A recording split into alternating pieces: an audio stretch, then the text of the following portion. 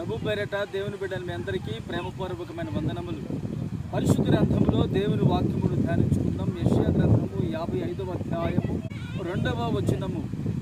ఆహారము కాని దాని కొరకు మీరేలా రేకులిచెదరు, సంతోషము చేయని దాని కొరకు మీ కష్టార్జితమును ఎందుకు వైపరిచెదరు?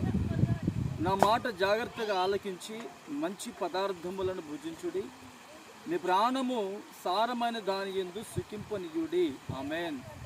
ప్రియమైన దేవుని బిడ్డలారా, మన జీవితంలో మంచి పదార్థములు అనేవి చాలా శ్రేష్టమైనవి.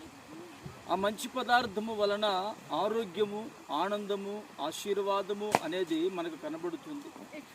మరి నీ జీవితంలో ఆనందము, ఆశీర్వాదము అనేది కనుమరుగైపోవడానికి ఏమండి, సారమైన దాని యందు మనము సుఖింపనీయాలి మన ప్రాణాన్ని.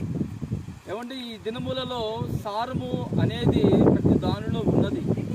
మీరు చూడండి, ఈ కొండలలో సారం ఉంది కాబట్టి అవి పచ్చగా కలకలాడుతూ ఉన్నాయి. ఇది ఏ విధంగా పచ్చగా కలకలాడుతుందో అప్పుడు మనిషికి సంతోషాన్ని కలుగుతుంది. విశ్వాస జీవితంలో మనము కూడా సారమైన దాని యందు మన మనస్సుని సుఖింప చేయాలి. ఏంటి సారము అంటే, దేవుని వాక్యము సారమైనది, ప్రభుతో సహవాసము సారమైనది.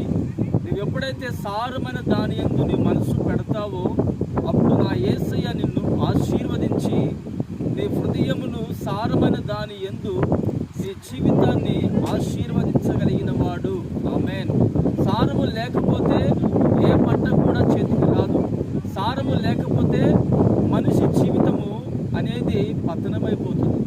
శరీరంలో సారం ఉంటేనే ఆరోగ్యంగా ఉంటాడు. మరి ఇంత సారము కలిగినటువంటి మనము కూడా ఆత్మీయతలో దైవ సంబంధమైనటువంటి సారము అనగా